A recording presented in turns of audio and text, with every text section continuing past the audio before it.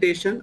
The first part is my part, so let me go through the first part, which is on the India light vehicle production outlook. Today is 16th July 2024, and let me begin with the theme of the supply chain. What is happening today in the global market, or even in India also. The adoption phase, I think the regulations are being disrupted in the complete which I think all the car makers or the auto suppliers are facing today. Verification side. Let me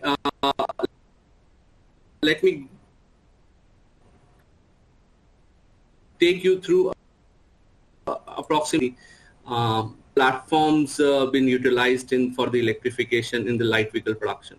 More for this presentation, I think this is one of the major topic running in India, that how India can bridge the gaps in the global supply. Today, I believe there's an opportunity in India for India also, because we have came out very strongly in the disruption period. We showed the stability in the uncertainty. We were having the highest GDP, and we are expecting to have high GDP growth rate in coming 2026 to 31. That is a 6% approximately, and when we compare with the global GDP rate of 2.7%. We also expect that inflation to remain moderate, approximately 4 to 6% for by the end of this decade. We also expect the consumer per capita to increase from $1,159 to $3,159 by 2030. And the most important thing, when we talk about the stability, I think any disruption, be it Russia-Ukraine conflict, be it a Middle East conflict, India remains stable because of its non-aligned nature.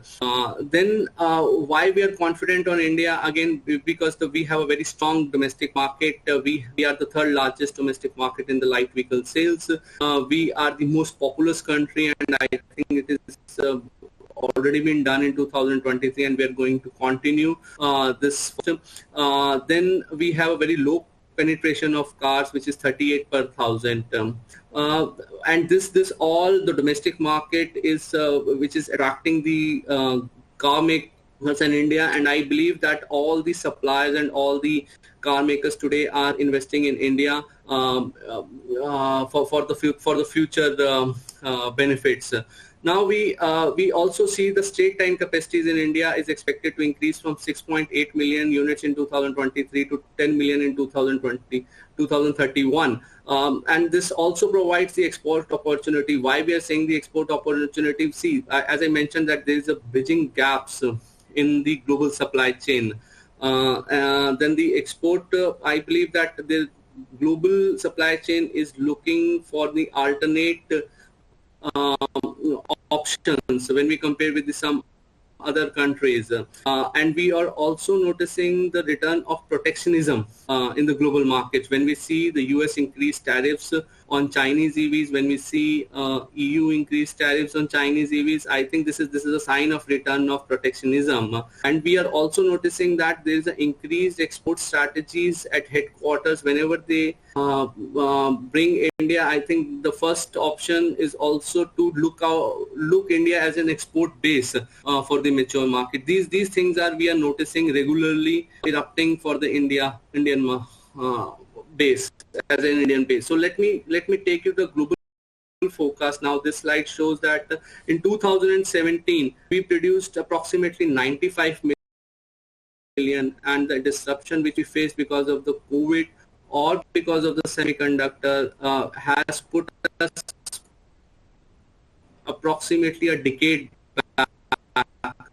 Now this high peak is expected to cost only, and this slide shows the performance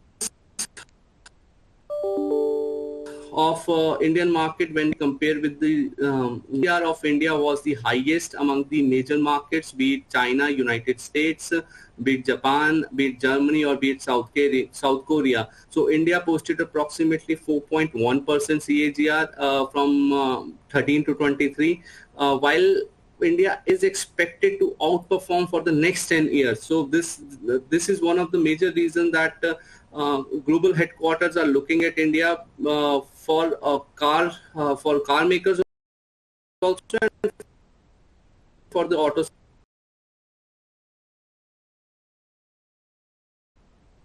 suppliers also. The right side, that India is already a third largest market in the domestic market, and in light fuel production, India is the fourth largest market after mainland China, United States.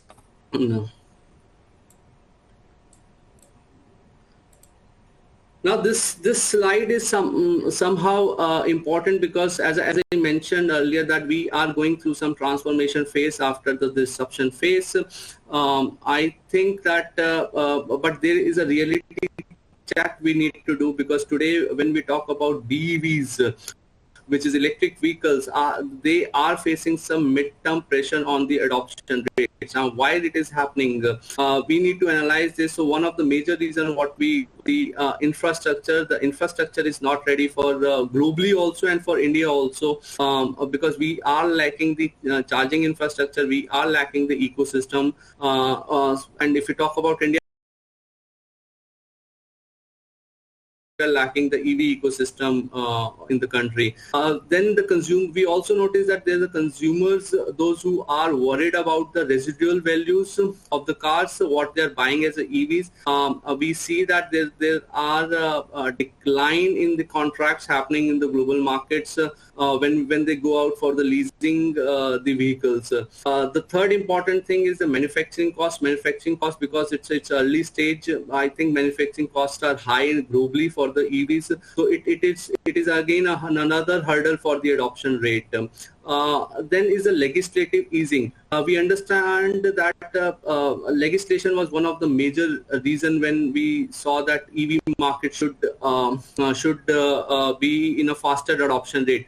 But in recent time, we have noticed that legislative easing has started. Now, if you look at the Euro 7 norms globally, it was expected earlier, but now it has been delayed. And similarly, we are expecting a delay in the BS7 in India. Then another on the platform side, or the OEMs are signaling the adoption of the extended life cycles. Now, this is impacting the new product life cycle. This is impacted the BEVs or the new platforms, and then this is coming out with the MEB platforms, or they are extending the ICE platforms there. And the most important and the last is the political landscape. We are seeing that there are countries, there are political landscape, those who favor EVs and those who favor alternate fuels. So these kind of pressures are the midterm pressure on the adoption rates, and I believe that in the longer, the EVs are going to happen, the electrification are going to happen, but yes, there is a midterm pressure on the adoption. Now the second thing which when we talk about the light vehicle production, when we talk about the platforms, we as I was mentioning that how the car makers are adopting the new ways to keep their life cycle, extend their life cycle, or keep their current vehicles running for a longer durations. So car makers are currently doing the ICE and ICE adapted platforms. Now the next generation platforms are multi-energy platforms, where they will launch the ICE and the EV vehicles.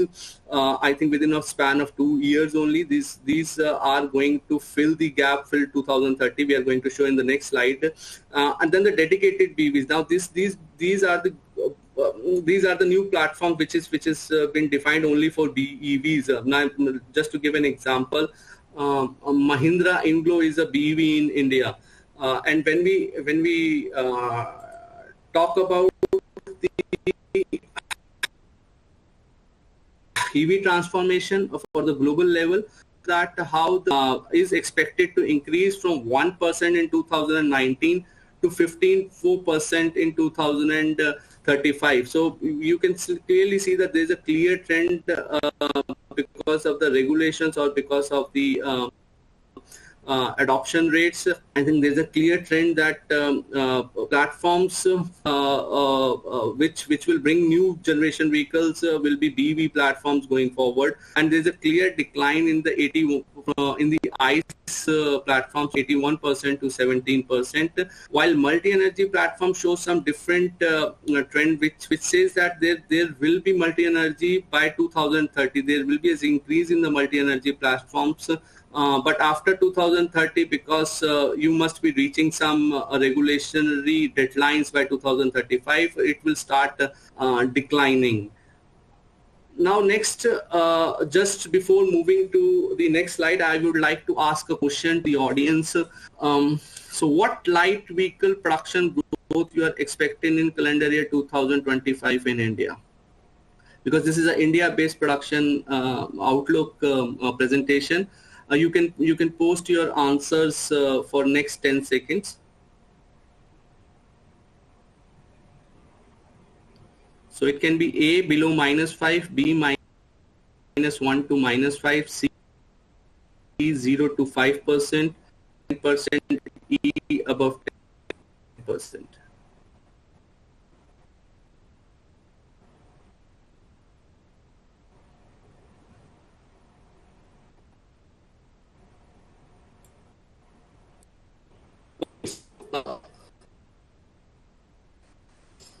You see the answers what we are getting is below -5%, 9.4%, -1 to -5%, 1.6%. I think majority audience says that they are confident for India in 2025. For 0 to 5% says 39%.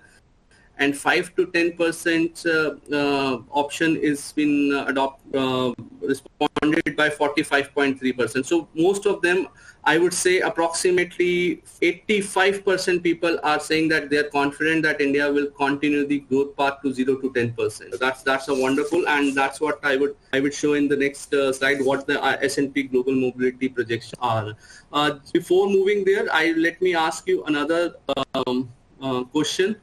Because this is an essential question and we are noticing this. Is your company planning to increase investment or add capacities in India? If A, yes, B, no. So you can submit your answer. I wait for 10 seconds.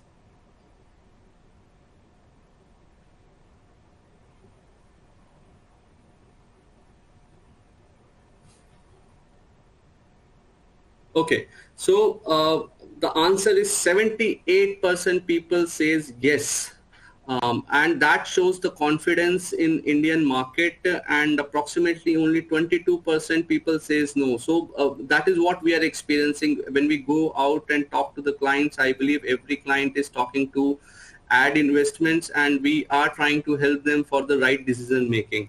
So let's move to the slide which shows the growth rates or the production forecast and the sales forecast for India.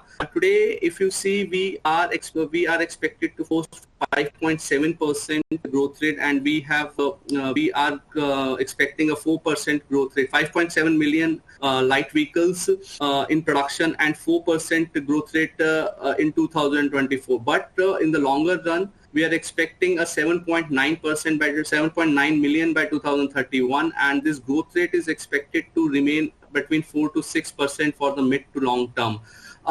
We are more worried about the high inventory in the short term because we hear from the dealers also, we hear from the car makers also that they are worried on the high inventories.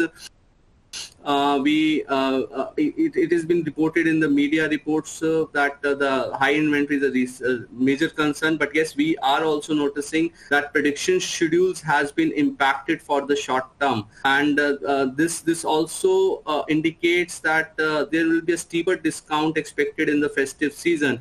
If the steeper discount can sustain the market, I believe that it will be good that we can start posting a growth again from the next year. But yes, in the next year, when we see the 6% growth rate, which I think matches with the audience poll, when we say the 6% growth rate, I think we are back. We are betting on we are looking at how the exports from the Maruti Suzuki or some other car makers are going to bring some incremental volumes for Indian light vehicle production. When we talk about the mid to short term, I think there is a serious concern that there's a reduced first time buyers, which we hear regularly. Then there's a affordability factor which has been impacted because the cars are getting expensive day by day, and there are expectation that this high content is going to increase, and this will be passed to consumers only, and we will see the further price hikes coming out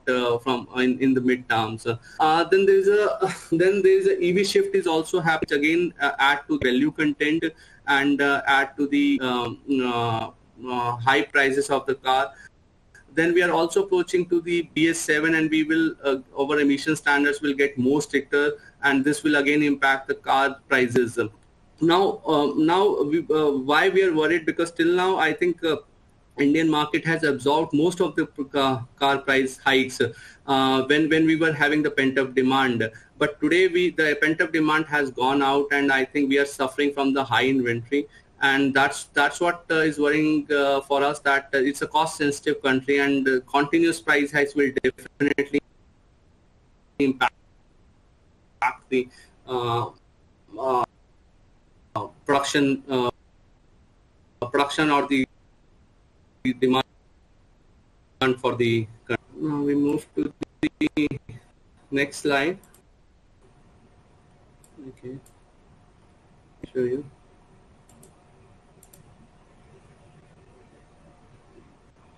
Yes. So now again, important topic, because this question been asked by almost every supplier to us, or every client, every car makers to us, how we see the EV transformation. If you see this chart, the ICE chart, which is in the blue color, and the XEVs chart, where we include the HEVs, HEVs, range extenders, BEVs, and the FCVs, which is the fuel cell vehicles. You clearly see that this chart, this ICE will go down, and this XEVs will go up, and ICE will go down from 97% in 2019 to the 35% in 2035.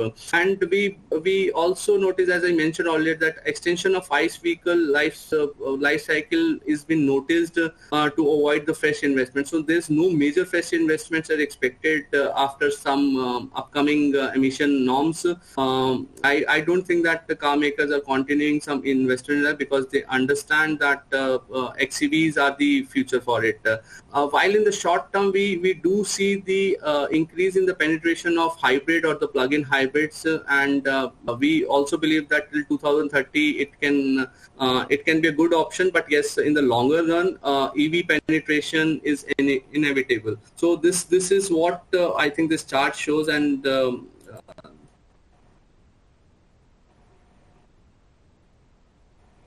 when we move to the last slide, now this is a major car makers outlook. We in India, when we talk about the design parent, this is a very specifically mentioned design parent wise. The Suzuki vehicles, which is being used by the Toyota under the alliance, like Grand Vitara or Hyrider, these been taken as a Suzuki vehicles in our forecast as a design parent, because the design parent ownership remains with the Suzuki. Rebadging is not counted here. So when we talk about the Suzuki, we understand that Suzuki has clearly said their roadmap is to target the 4 million by 2031. 25% HEVs, 15% EVs, and 750,000 exports. Suzuki has recently received what you say, the road tax benefits because of the UP, because UP has removed the road tax on hybrids, and Suzuki can get benefit because of it, because they are working strongly and on the hybrids, and they projected already that they're going to do 25% of hybrids by 2031. The plant is expected to commence from next year, the Kharkhoda plant, and we expect Maruti to become #1 EV exporter in the short term when they start the YY8 exports from India. But overall, we only expect that Suzuki should reach by 2.7 million units, and which is falling short of the 4 million targets of E. When we talk about Hyundai, I think Hyundai has already taken the GM Talegaon plant, and we believe that Hyundai venue is expected to shift to this plant, and Hyundai is also working on the multiple EVs. So Hyundai is facing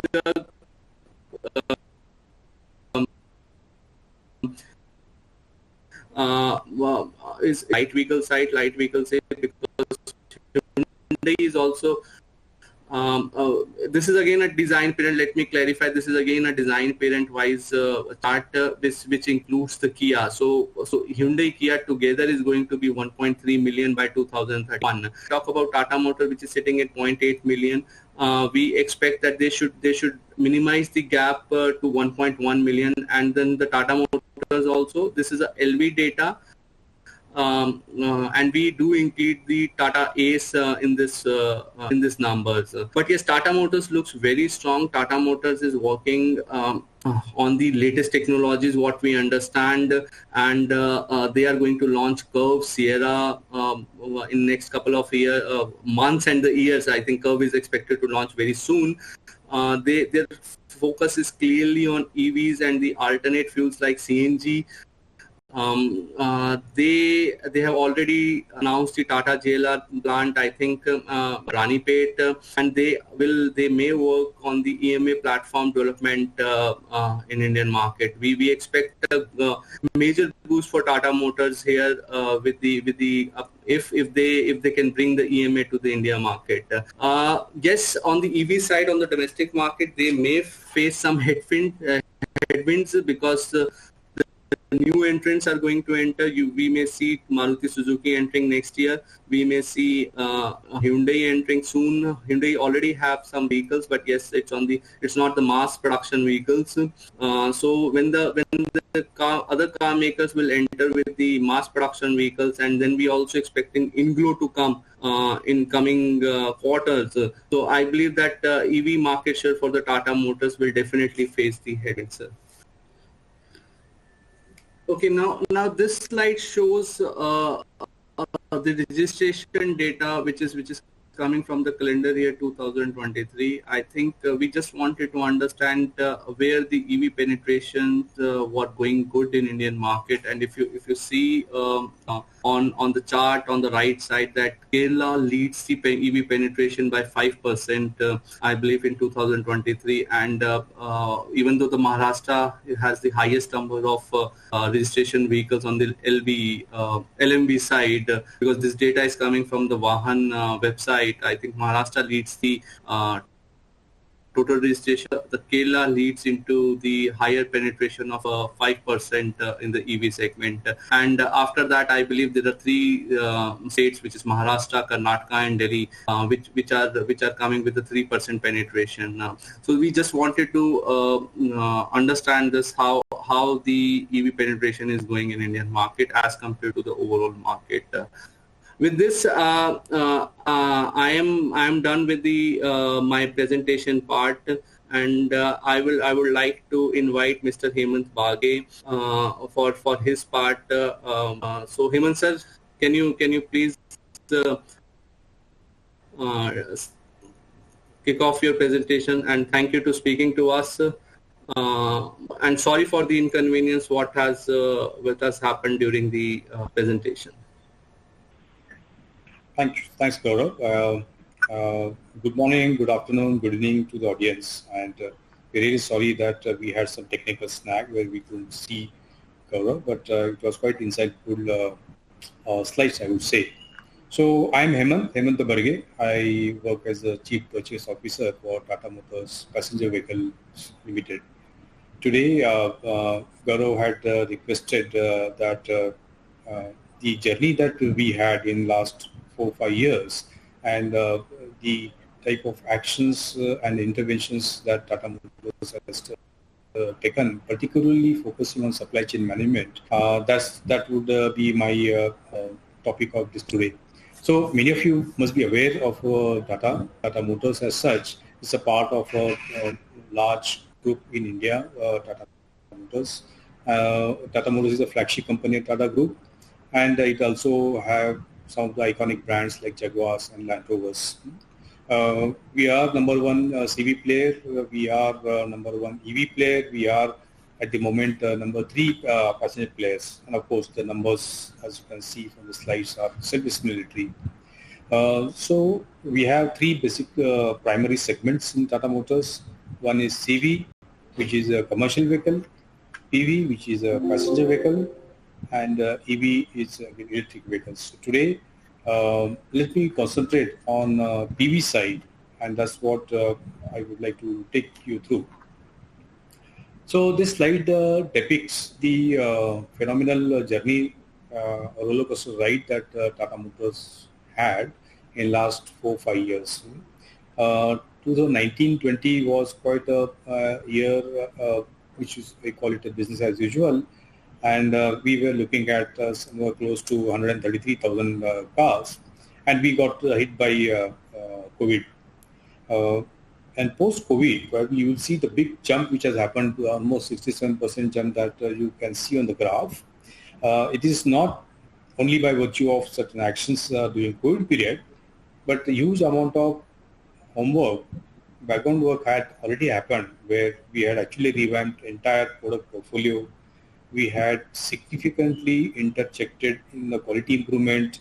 Our design cues were more modern, more aggressive, and we were up and ready to go, and we were hit by COVID. And luckily, as an organization, we were able to really fight this COVID onslaught successfully, and we were able to have a growth, staggering growth of 67%. The next year, 21, 22, or 22, 2023, we had close to 45% of a growth, and the story continues going forward. And one of the key challenges that we faced during 21 to 23 were around semiconductor crisis. And as you can see, most of us are familiar with the crisis that we had. And it was like we just walked away out of COVID and walked into the semiconductor crisis. And that's what has happened. And entire global market, whether it's an American continent, whether it's in Europe, whether it's in China, Southeast Asia, or India for that matter, we all had come to grinding halt. And you can see some of the comments from automakers and chip makers and the suppliers here. And we were all trying to figure out way ahead. And because Tata Motors, we were actually pushed to the corner for survival, this is what we responded. You know, in the picture you see an ant hill, and while it looks very calm and quiet from outside, but there is a huge activity going on inside the ant hill. And this is what typically you can see on the chart, how the ant would behave. In normal circumstances, I would definitely follow the shortest possible, the most efficient path. But without any training, these ants would follow the obstacles. They avoid the obstacles, or on the right side, you can see they are able to also overcome the obstacles. And that's what we thought. We need to change the mindset. How do we really look at these challenges as more of an opportunity and find a way out? And we all came to a conclusion as the leadership team there in Tata Motors that it's all about mindset. And if you are able to bring in the right mindset into the entire team, we would be able to really convert this into an opportunity. And that was our starting point when we started looking at the situation at hand in a different lens, where we are all committed to achieve the growth that we intended to. Now, um, many of the audience may not be aware of Sanjeevani. Sanjeevani is an ancient herb which is mentioned in the dates epic drama of Ramayana, where Lord Hanuman was sent to Himalayas to fetch this magical herb, which actually injects life back into the human being. And the project that we took for semiconductor, we actually codenamed as Sanjeevani because we were almost coming from grinding halt, and we had to keep the machinery up and running with the full steam. And there were three primary pillars of this Sanjeevani project. One is that let us bring the information together, and digital tools were deployed.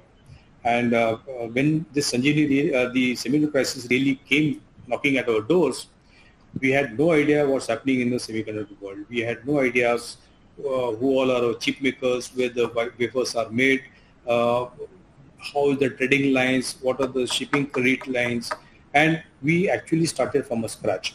And in order to get this data or information aligned, we significantly relied on digital tools, which I will take you through details in subsequent slides. At the same time, as I mentioned earlier, we had to also change our mindset. We had to be bold in the actions that we were taking, and we had to be fast enough to turn around this situation and convert that into an opportunity. So that was my our second primary lever. And third was, of course, the source of this challenge, which was the semiconductor chip makers. We had to build strategic relationship with the suppliers and convert this into an solve together approach. They were the three primary pillars that we had taken on to overcome the semiconductor challenge. And when we look back, in last this semiconductor crisis was there with us for almost 18 months, 24 months. With those actions, we were able to actually avoid loss of more than 200,000 vehicles in those 18 to 24 months. So significant company was able to fetch from this.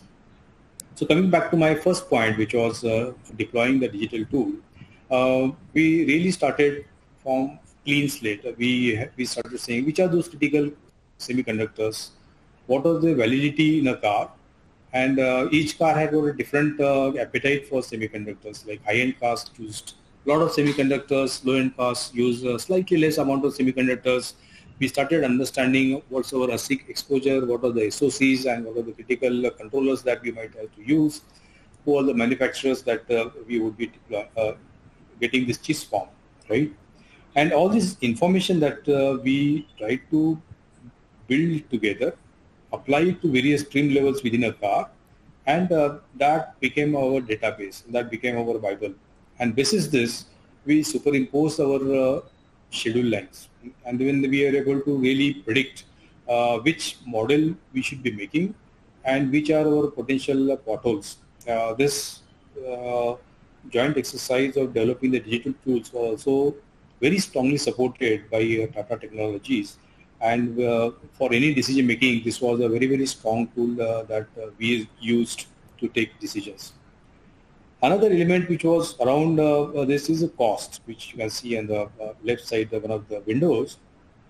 And we had to take a lot of bold calls, particularly buying these chips in a open market, which we in those days used to call a spot buy, and we were required to take decision on the fly, which is as quick as within half an hour's time frame. I was required to give a commitment for a $2 chip to be purchased at $100, and thus that flexibility was offered by the leadership team, and very quick decisions were executed. So that is first part of our game, making this information together and taking decisions right time, which helped us to actually avoid or minimize the losses that we experienced. While we say that, there was also an competitive angle. It is known that all the chip makers are common to all OEMs, and there's always a comparison as to which OEM is delivering what level of production performance, and why one OEM would get certain amount of chips and not the other OEM will deprive the chips. And that was quite a mayhem in those period where all the OEMs used to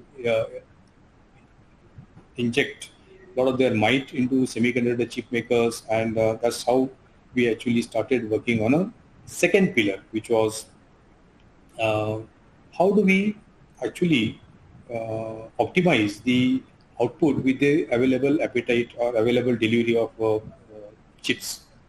And that's where this was one significant part of our semiconductor response. In that period, we used to call a reaction, but now we saw there was a method in the madness. So we then coined this approach as a 6R approach. 6R is nothing but, you can see on the chart, is reduce, repurpose, remix, reuse, regroup, restack. And these are the keywords that we use. Of course, the first initial reaction was, can I reduce my consumption? Can I reduce number of chips that are required per car? And we did an extensive work with suppliers, with engineering, to find out how do I reduce my critical chips exposure. And we did quite a phenomenal engineering changes in order to enable this reduce element. Remix is something that we actually try to put the hardware uh, of a trim to the different trim levels, so that we are able to actually commonize the hardware and get the maximum output out of the chips that we use. Uh, these applications actually resulted into more than 500 individual actions. The key point here was, it was not the action itself. How do I validate these actions without compromising quality was a significant challenge. And this was only achieved because engineering was on our side. Engineering stood with us with us firm shoulders, and we were able to execute a lot of actions with commitment and with conviction that this can be done in the fastest possible manner. And entire organization, whether it's a supply chain, whether it's in purchase, whether it's in engineering, sales and marketing, particularly when we are looking at feature restacking, which is left side bar, where we actually try to reorganize the features, reorganize the trim ladder, and we were actually providing an option to the market. For example, can I actually use only one remote on a car, and maybe at some point in time in future we will commit to customer that we will supply a second remote.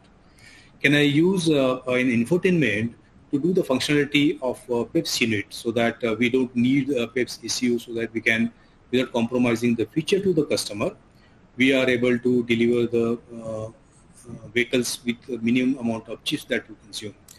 And this is something which is unique to Tata Motors, because we are all situated in one site, engineering, purchase, supply chain, new product development, and sales and marketing. We all were one team, one vision, come what may was our motto of life, and that's how we deliver.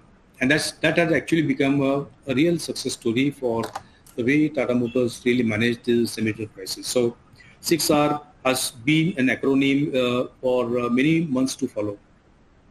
And of course, without support of the value chain, upstream value chain, whether it's wafer manufacturers or the chip makers or the system makers, and of course the tier ones and other OEMs, this was not possible.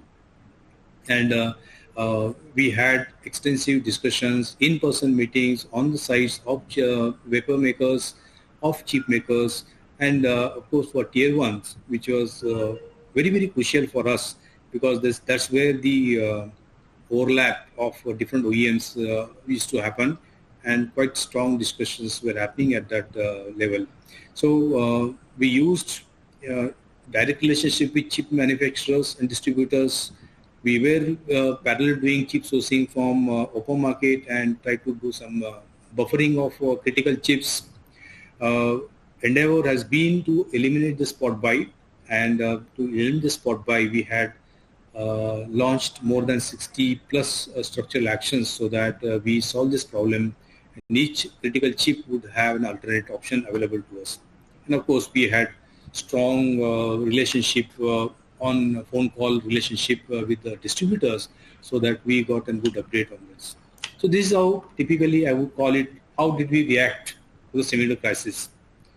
But was that a way of life, or that was a phase in a life? And that's where we thought that we can't really have this situation of firefighting throughout the life of the organization.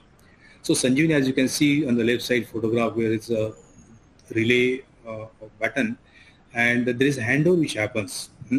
As you must imagine this handover of button which happens, the both players are running at full steam. There is no stoppage, there is no slowdown.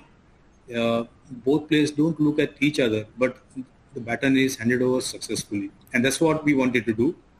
We wanted to come out of firefighting mode and move into more of a steady state or structural action mode, where we will be able to predict the outcome or the output based on the semiconductor availability.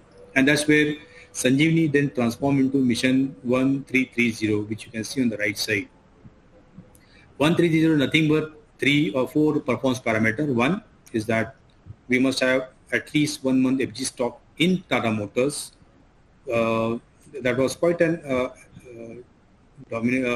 very daunting task, I would say, and it took more than 1.5 years for us to reach to this level of 1 month FG stock for all the parts that we consume for the chips point of view. Then second point, which is 3, is 3 months chip stock at tier 1, which was forced onto each tier 1 so that our schedule lines becomes more predictable. Then third was we must have firm visibility for next 3 months, which is 1 month plus 3 months plus 3 months at tier 2 level, which was more of a chip supply guaranteed.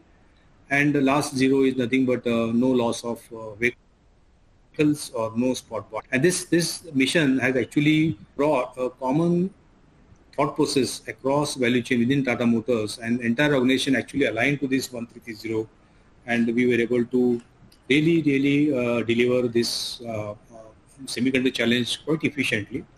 There was of course a lot of lessons learned, a lot of hard burns, and we had to really look back for the decisions that we have taken. But it made us a different organization. It made this organization more resilient. It made this organization to think differently the way we would look at the situation. And then we started thinking, how do I describe Tata Motors now? And what are the characteristics of Tata Motors team here? And that's what it comes, like agility. We are bold, we have strategy, we have empathy across functions. We really melted all the departmental boundaries, functional boundaries that we could have. And in the center of this storm was agility, how we are able to respond to the situation. Now, coming back, semiconductor was one challenge, I would say. And post this challenge, which was overcome, we thought that we would have a peaceful life. And we got into a series of challenges. On the pictures, you can see we had COVID followed by trade restrictions. We had a fire at chip makers. While we were fighting this stuff, we had a serious flood situation in Chennai, where we had very strong supply base and significant exposure to Tata Motors. It was not enough, so we got into a situation where Suez Canal got blocked because of some error in maneuvering ship, and entire shipping lines were disturbed. Geopolitical challenges is something which is around, it's a reality. It is going to hit us, or it has hit us badly in many areas. We have an online crisis, live crisis, Red Sea. Containers are still falling short for consignments. These are all the things which are affecting supply chain. And if this is what we are dealing with, and this is not the only challenge, these are all external factors. And if I want to really look at the challenges that we have internally, so the earlier slide gave us outside in approach, what's happening in inside out. As you can see, this bison is charging with a full might and full rage at us.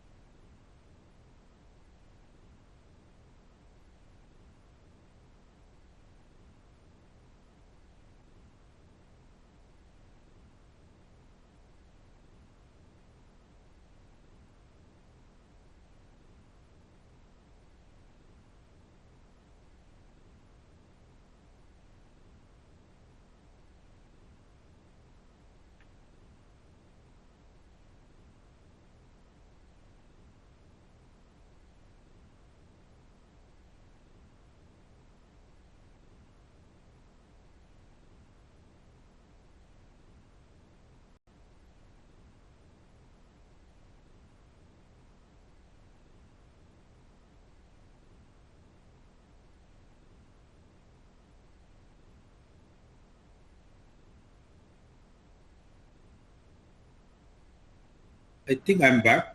Apologies, we got into some technical difficulty. Uh, Rajani, can you confirm I'm audible? Yes, audible, sir. Please go ahead. Yeah. Sorry about that. Sincere apologies. Uh, we were we were looking at this bison, and while we have these geopolitical challenges internally to the organization, we have huge technological challenges. In the way, the auto sector is dramatically changing, and it is, as we say, each day is a different day, and each day we have to deal with technologies uh, which are not thought of maybe 5 years ago. And starting with, let's say, infotainment, it has got so much of an influence in the way we would design a car, the way we would actually follow the HMIs, followed by software-defined vehicle challenge which is coming at us. And car is no more a hardware car; it's more of a software car. We are more cloud. We are more on live. We are more AI, I would say. ADAS, we have got issues around SDV. We have got V2V, V2X. All these technology challenges which are happening. As a supply chain manager, you need to first absorb this technology first, learn this, and only then we are able to deal with these tier ones or tier twos for delivering these technologies to the company, which actually means that we also need to equally bringing the talents, which also is around the automobile sector is very, very dominantly surrounded by regulatory uncertainty, particularly around India, where we have to keep on looking for the regulations which might come and hit us at any point of time, and we need to have a quick response to the time. Another challenge which is really, really happening in the right side top windows, which is competition within India, is so intense, so intense.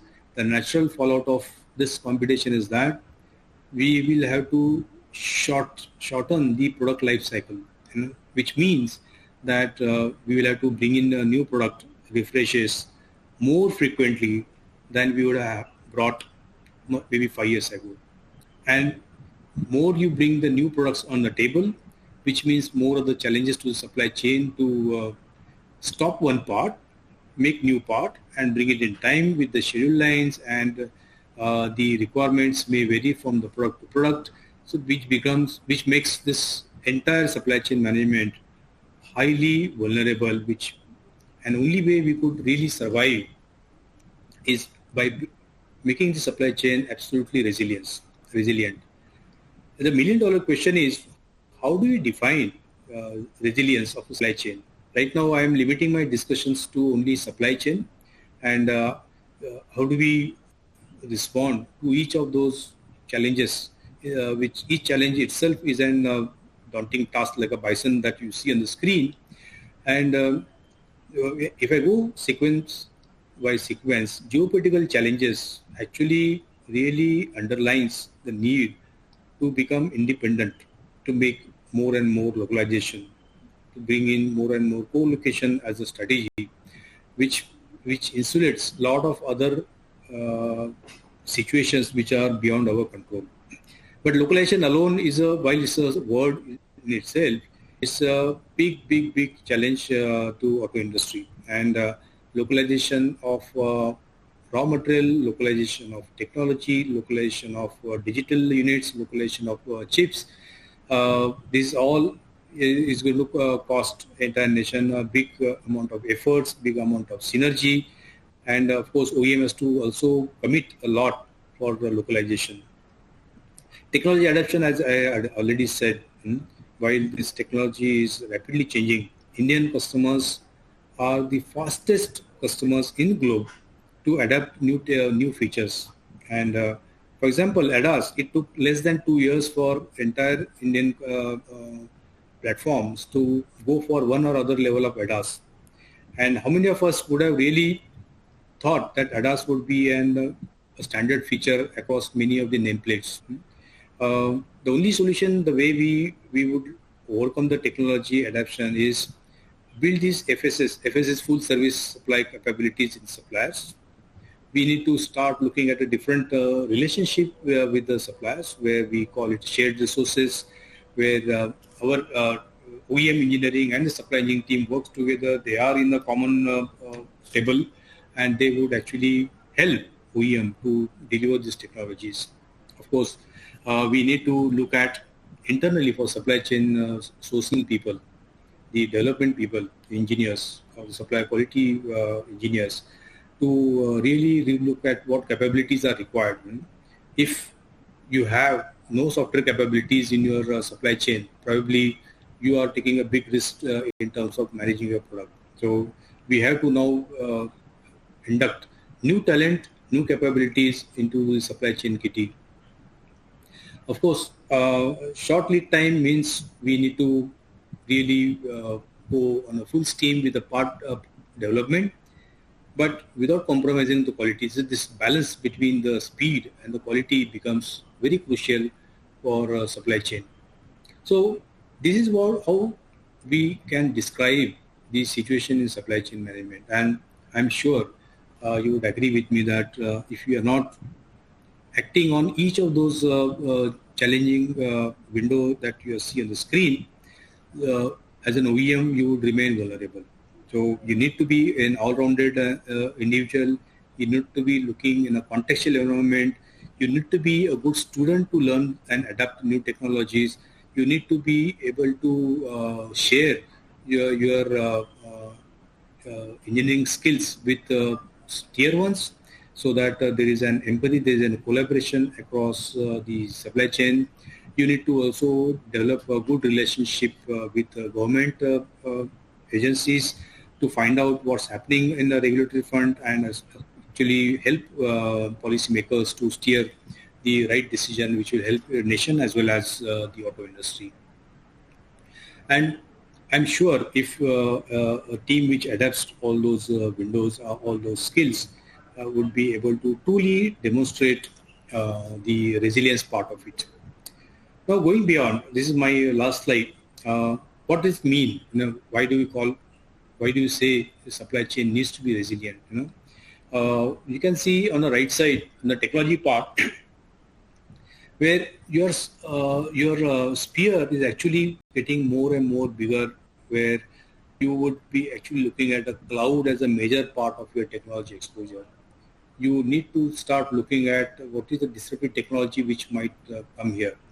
And you need not go anywhere. You can actually look at what's happening in China auto shows.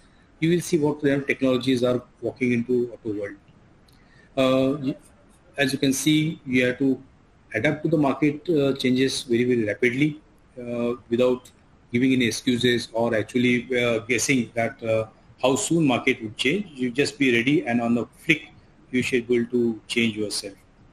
Another area which is coming up very strongly is that in this quite vulnerable area, digital and AI becomes a strong foundation tool. Like yesterday itself, I think 16 July was AI's Appreciation Day, Artificial Intelligence Appreciation Day, and slowly, this AI is creeping into auto world. and this will be a real disruptive technology which will come into us. And last but not the least, which is sustainable value chain. While we do all the stuff, the carbon footprint of supply chain driven parts is more than 70 to 80%. And we have to imbibe into the entire value chain the green angle. How do we train our tier ones? How do we make sure that they are able to invest their money, their intellect into the green supply chain? How do you force steel makers and aluminum makers to start making green steel? How do we force the ecosystem to start looking at recircularity as a key challenge? How do we actually look at how do we bring this recirculatory parts back into OEM so that we represent true sustainability journey? So I think this is a quite exciting journey, and there is no better place than supply chain management to be there and enjoy this roller coaster ride that we are going to see in the next couple of years. So thanks a lot, Gaurav and audience, for for your patient listening, and over to you, Gaurav.